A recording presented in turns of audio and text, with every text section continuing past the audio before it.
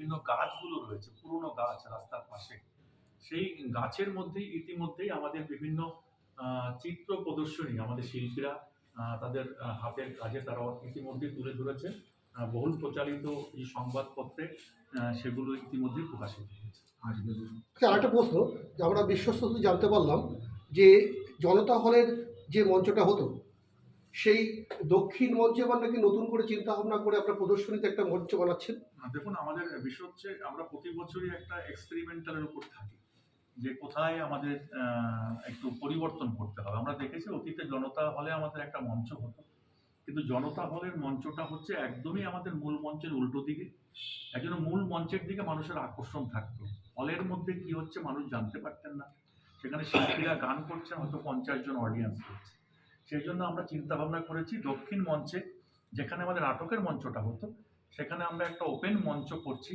একদম প্যারালালি আমাদের মূল মঞ্চের প্যারালালি আরেকটা বড় মঞ্চ হচ্ছে, সেখানেও শিল্পীরা প্রত্যেকদিন পারফর্ম করবেন। আর নাটকের মঞ্চটাকে আমরা পরিবর্তন করে অন্য জায়গায় স্থান দেব। নাটকের মঞ্চটা কোথায় হচ্ছে? নাটকের আইটিআই যে অডিটোরিয়াম আছে সেখানে একদম সেখানে মঞ্চ রয়েছে, অডিটোরিয়ামে বসার সুন্দর বন্দোবস্ত রয়েছে। তার জন্য আমাদের কোনো প্যান্ডেল করতে হচ্ছে না, ওই অডিটোরিয়ামে আমাদের নাটকের মঞ্চটা তৈরি হচ্ছে।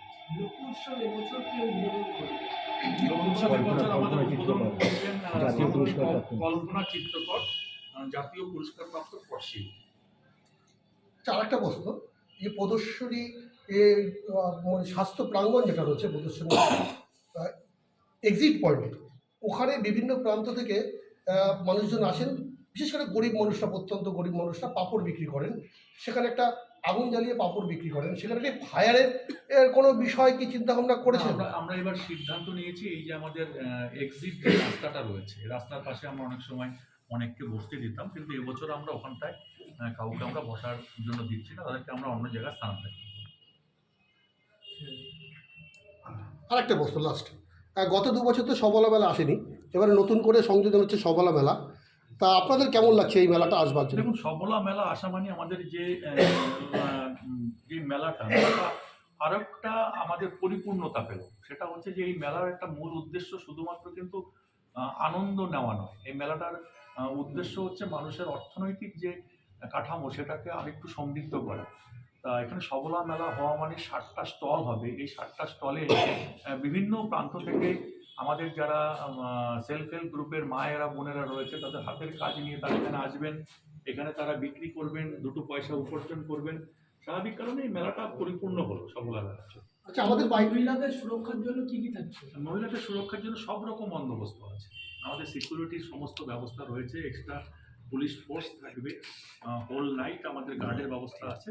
এখানে যারা অনেকে আছেন সবলা মেলার জন্য বাইরে থেকে আসবেন, তাদের নাইট স্টে করার জন্য আমাদের সমস্ত বন্দোবস্ত থাকছে, কারোর কোনো রকম অসুবিধা হবে। এবার কি থিয়েটারের কোনো বাইরের কলকাতার কোনো দলকে দেখতে পাবো? আসছে, আমাদের এখানে নিয়ম হচ্ছে যে আমরা দেখুন কাউকে ইনভাইট করে নিয়ে আসি না, এখানে আমাদের বহু মানুষকে সুযোগ দিতে হয়। অনেক নাটকের দল আছে, থিয়েটারের দল আছে, যারা বাণীপুর লোকোৎসবে তাদের স্টেজ পারফর্মটা করবার জন্য অধীর আগ্রহে অপেক্ষা করে। আমরা অনেকেই আবেদন করেছেন, সকলকে আমরা সুযোগ দিতে পারি না, যারা আবেদন করেছেন তাদের মধ্যে থেকে সিলেক্ট করে কিছু নাটকের দলকে আমরা জায়গা দিচ্ছি। আরেকটা প্রশ্ন, আমাদের তো বেঙ্গল থেকে বিভিন্ন শিল্পীরা আসেন। গত বছর আমরা দেখেছিলাম এই মেলাতে উড়িষ্যার শিল্পীরা এসেছিলেন, পাঞ্জাবের শিল্পীরা এসেছিলেন। এবারে কি বাইরের স্টেট থেকে কোনো শিল্পীরা আসছেন? দেখুন, বিভিন্ন স্টেটের আমরা আবেদন করেছি, 3 দিন আমাদের বিভিন্ন স্টেটের বিভিন্ন শিল্পীরা তাদের লোক সংস্কৃতি নিয়ে তারা এখানে উপস্থিত থাকবে। অনেক অনেক ধন্যবাদ আপনাকে।